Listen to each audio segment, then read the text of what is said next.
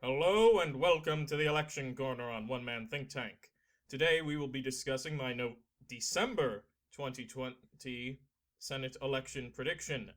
Now, as you can see from my last video, I filled in all the seats that can be considered by far safe, so we can skip over those.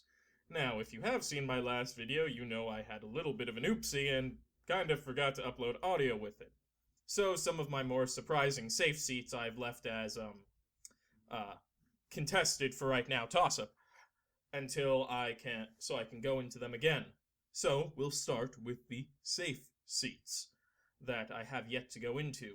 We'll start with the Republicans. There's only one, and that would be in South Carolina. Now, for some reason, I've seen a narrative going around that implies South Carolina is likely. Lindsey Graham has a chance of getting licked by, I believe his name is Jamie Harrison. That's not going to happen, folks. It's a fun story because people know who Lindsey Graham is. People have heard of Lindsey Graham. So it's a lot more of a fun, contested election. It's part of the reason I think Tim Kaine, when he was up for re-election, got so much coverage in Virginia, despite the fact everyone kind of knew he was going to win. You know the name. You want to see the fight happen. But I'm sorry, folks. South Carolina is red. You're not going to get a fun race out of this one. And now over to the Democrats, where we have Minnesota and Virginia. Why are these two states safe? Blue. I mean, Minnesota still has a split legislature, while Virginia, now it did just go completely blue, so this backs my case. However, when I made the prediction in November, the election hadn't happened yet. But Virginia, solid blue. Blue trifecta, going blue at statewide, and Mark Warner is very popular in the state itself. As for Minnesota, the state itself has not gone red at the statewide level for many, many years. You don't have a Wisconsin situation where you have a Scott Walker who's been in charge, or a Michigan where they flip-flopped recently. Minnesota has been blue, tried and true, and I'll admit it's due to the Twin Cities, but just because it's due to one area actually encourages the result for it being safe for the Democrats. Now, from my last map, I have one additional safe blue state, and that is New Hampshire. New Hampshire has gone blue, not gone blue, but gone safe blue for one main reason. The fact that the Republicans have not put forward a good competitor, as well as a rash of polling showing the Democrats' current,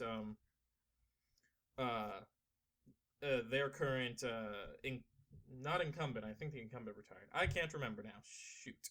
But the Democrat is polling incredibly well, beating even their greatest challenger, Corey Lewandowski, by, I believe, Gideon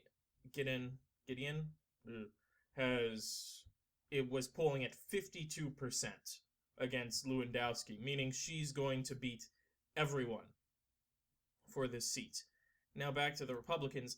I'm also moving another one of their seats into safe, and that is Mississippi.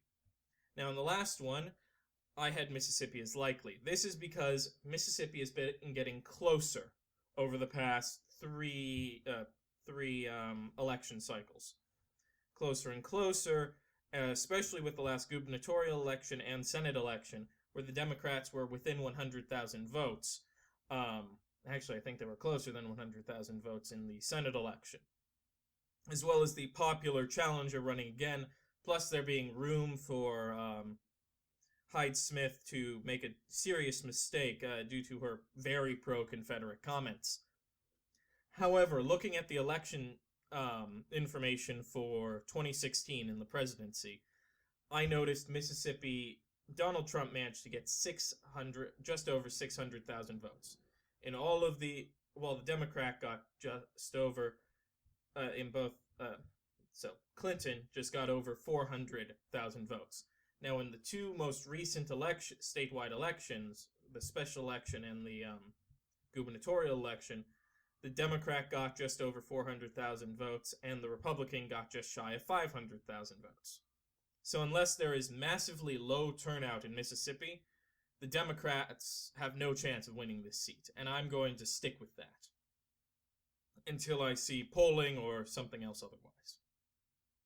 Now let's get into the likely seats, and given the fact currently Republicans seem to be at the disadvantage when comparing safe seats, we'll do likely for them, because that will definitely reshape the battlefield.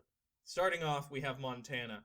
Yes, Montana is likely for them, despite the fact Steve Bullock is definitely not running for Senate. He has made that more than clear. However, the Democrats do have a popular challenger for the governorship, as well as a history of the state going blue at the statewide level, albeit very contentiously. So I'm willing to leave it in the likely category. I think once the primaries are done, we'll have a much better idea of where everyone lies. Then down here to Kansas. Similar state to Montana in the not in state as in condition to Montana, where you have once the primary shakes out, we'll know if the state is either safe or likely or even tilt. Safe, likely, leans, or tilt. Because in the primary is Chris Kobach, the only man who could lose the Texas governorship. Lose the Texas governorship on the Republican ticket. And he is intent on getting this Senate seat. He has the backing of Trump. He's looking good in the primary. There is a solid chance he could win the primary. And if he does, I'm going to say the chances of the Republicans taking Kansas drop, especially without the incumbent bias. And all the Democrats need is essentially a semi-competent challenger, which it seems like they have. Now over to Alaska. Alaska, for right now, is likely, pending the end of the Democratic primary. If the Democrats don't get a good candidate to run for them, it's over. They have no chance of taking Alaska. However, the incumbent, Republican, has not been doing well in polling. He has been shown tied or losing to proposed Democratic candidates repeatedly, if I'm being frank, which is not a good look. And also the fact that he has angered Alaskan natives, because people forget that's how Lisa Murkowski was able to win her writing campaign when she was primaried out in the Republican primary. It was by native votes. And just given how close Alaska's been in its statewide elections for everything but the presidency as of late, I'm willing to leave it as likely until we see some sincere movement in the polls. Okay, Iowa. Iowa, commonly referred to as the purple state. It is where the caucuses happen. It's so purple, you could wear it on Easter Sunday. It is so purple. Everyone tells you that when Iowa has not gone blue at the statewide or even local level for at least the past 8 years, I think. No, not past 8 years, because they did vote for Barack Obama, but they didn't keep but the governorship flipped to the Republicans. Almost 8 years now, yeah. So after 2012. So I think there is room for movement. I think once we get a proper election going in the state, we will have a better chance of seeing some real contention, and state Democrats have a individual to rally behind. But for right now, the incumbent, she has the best shot of winning. Sorry, I'm awful with names, otherwise I'd be totally willing to actually name some of these individuals. Kentucky is also likely. Mitch McConnell. He is the Republican leader in the Senate, the majority leader. He has made himself the Grim Reaper of Democratic legislation. It's said that even if the Democrats don't take the Senate, their goal should be getting out Mitch McConnell. And if I'm being honest, they don't really have a good chance of doing that right now. The governorship, the gubernatorial election was meant to show who had the best shot of, could the Democrats win Kentucky? The answer is yes, but under incredibly rare conditions. However, I'm leaving the state as likely as opposed to safe, because the way the governor lost was being incredibly unpopular, having a strong Democratic opponent, and driving low turnout for their race specifically, by making the race about them, not about the party. And what's been happening in Kentucky is all of those things are lining up. The one comment I'll make about Kentucky is that also happened during an off-year election. Not even a midterm, an off-year. So I'm still very bullish on Mitch McConnell until we see some proper polling after the primaries are done. Then I might be willing to move it to either safe or leans, depending on how things shake out. And the last likely state for the Republicans is Alabama. Yes, and the first flip of the evening. Alabama, Doug Jones won his primary. He won the primary and the general against Roy Moore. He pushed hard. He proved Democrats can win in the Deep South, and I frankly think that's part of the reason they were able to rank up so many wins in those states over the past 3 years in elections. That being said, he was running against the most odious individual in the world and benefited from very low turnout for his race. I think, if we're being honest, he has no chance of winning this seat unless there is a massive change in the Alabama electorate. Maybe if Trump gets impeached, his chances will improve, but for right now, which would also lower Republican turnout. But for right now, unless there's a perfect storm, Alabama is remaining Republican. He's going to flip to Republican and return to its natural course, let's say. So that leaves the Republicans likely to receive at least 47 seats. What about the Democrats? Well, they're going to most likely keep Michigan. I believe his name is John James, is running against the incumbent Gary Peters, and he managed to mount a decent campaign against in the last election, in the midterms. He lost hand over foot, easily, but Gary Peters is a less popular incumbent, mostly because he's very white bread, people don't really know him. So if John James can run a or maybe it's John Jones? I think it's John James. I'll keep calling him that, and if I'm wrong, oops. But can run a powerful campaign against Gary Peters, then he's got a chance of winning this. However, 9 times out of 10, he does not have a chance of winning this. Or I'd say 8 times out of 10, he doesn't have a chance of winning this. Plus the fact Gary Peters has had very good polling as of late, so yeah, I'll have to say it's likely Democrat. We'll have to see if things change. So there you have it. Oh, sorry, I completely forgot about Colorado before I went into my big, well, there you have it speech. Colorado, likely to flip for the Democrats. The state has become a blue trifecta, has been going blue time and time again. Cory Gardner, the Republican incumbent, is not popular. This state is most likely going to flip. For the same reason Alabama is likely, Colorado is likely. Any flip without that involves removing the incumbent is never going to be safe in my book. But Colorado is most likely tit for tat against Alabama. So we're left with how it stands.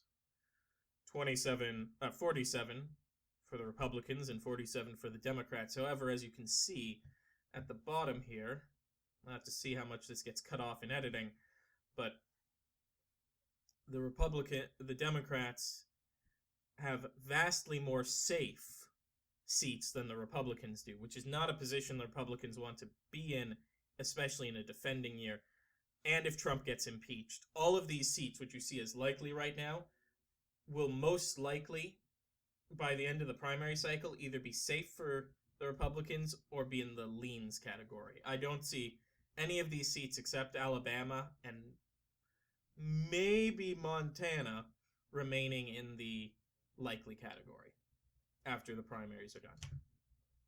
So now we'll go state by state to see who has the best chance of winning each state. And for the record, I don't do toss-ups. I'm not going to leave anything gray on the board. I don't believe in toss-ups unless it is genuinely so close no one can make a call. I have to, at the very least, put them to tilt.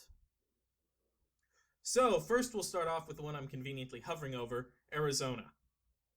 Arizona shocked everyone when late into the evening during the midterm, Kyrsten Sinema, or is it Kristen? Shoot. Well, now Senator Sinema won the seat, saving the Democrats from being completely locked out in 2020. Now, Arizona has definitely started going more purple. However, it's not necessarily there yet. At the state level, it is still very red, while at the federal level, it's very blue. So, who do I think has the best chance of winning? Well, one, the incumbent, Martha McSally, was appointed as a bit of a consolation prize, meaning she has already lost the seat once. That does not encourage, that is not an encouraging sign if you've already lost the seat once. And two, she's going up against, I can't remember his name, Gabrielle Giffords' husband. Gabrielle Giffords, of course, famous for being the congresswoman who was shot and recovered and is now behind the Giffords Law Center on for gun control proposals. Meaning, if there's a mass shooting near the general election, there will be,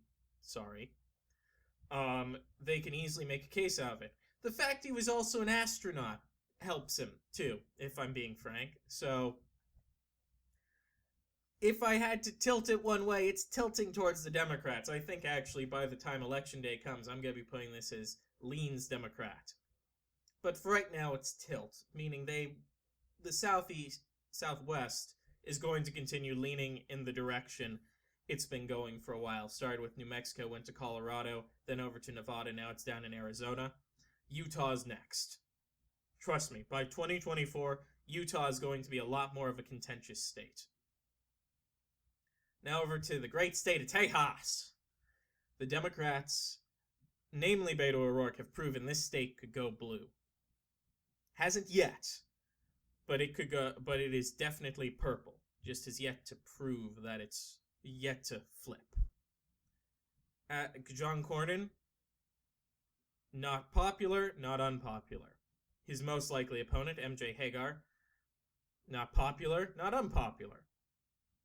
And Beto O'Rourke now seems to be focusing his entire time on trying to get Democrats elected at the state level and at the federal level, at least until he can make another run, most likely for governor. Because losing 3 elections in a row, and yes, dropping out of the primary counts as losing the primary, is not a good look. So I imagine he's going to stick to motivating people to vote in Texas. Because even just before he dropped out, he was still polling really high in Texas, sometimes even winning it.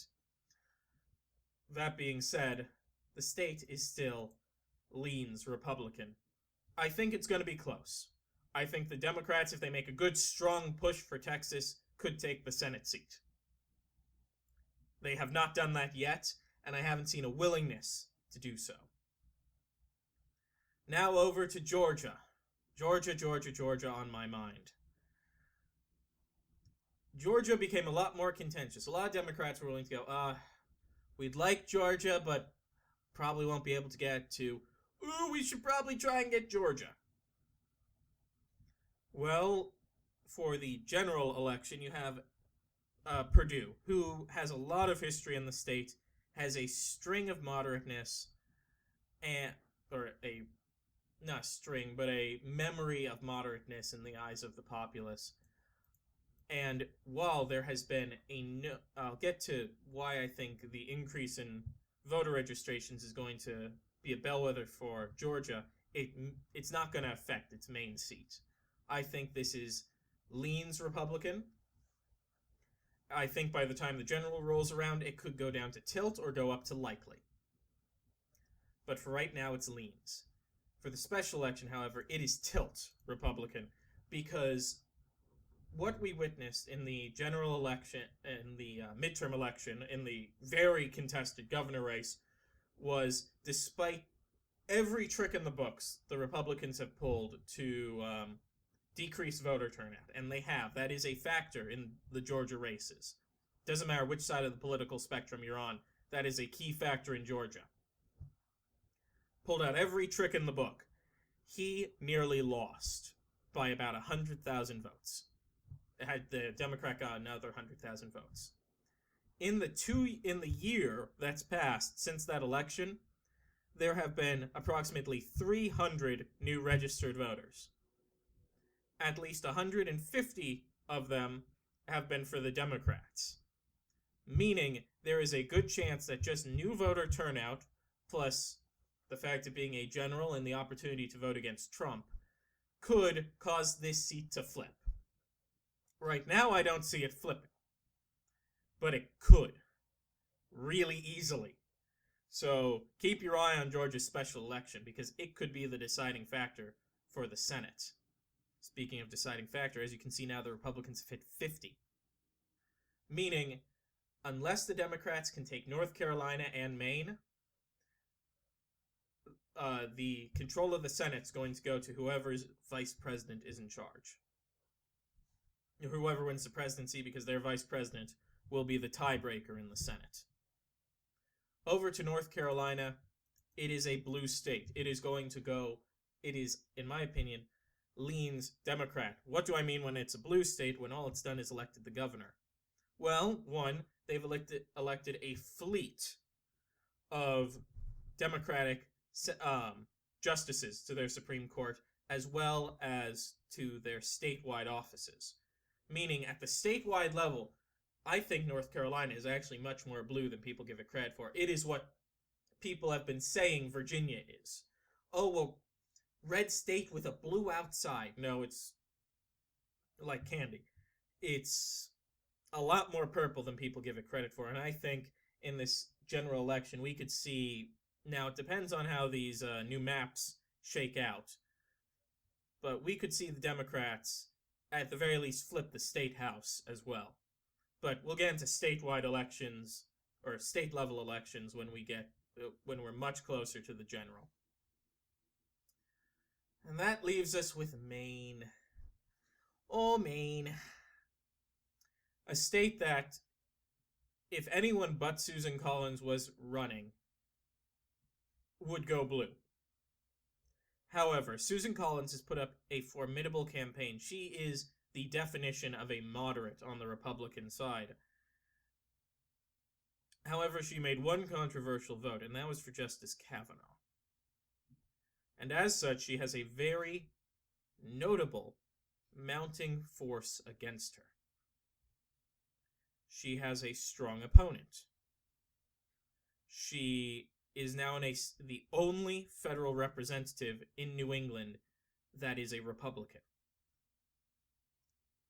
She will be faced up against ranked choice voting. Meaning, right now I believe there are 3 candidates in the race, an independent, Susan Collins, and the Democrat. However, more candidates could join in. A more conservative candidate could join in. And Susan Collins could be at risk just due to ranked choice voting. As such, for now, in my last election, I put it as tilt Democrat. I am again going to put Maine as tilt Democrat, because Susan Collins has been very about the seat. Whether or not she's going to run, whether or not she is mounting a strong campaign, whether or not she should mount a strong campaign, and how much attention has been paid to Maine when it hasn't in previous years. I'm going to be honest, Maine is tilt Democrat. I think once we get more solid polling coming out of the state, I'll be able to make a call, and I think at that point it may actually flip Republican. But given all signs right now, Maine is tilt Democrat, which leaves us with 50-50. The Senate will be decided by the presidency under this map. And if you want to know who I think is going to win the presidency from the polling and from the data I've seen, feel free to check out my 2020 presidential election prediction. The one for November has been out for about a week now. The one for December should be coming out in about 4 or 5 days. With that being said,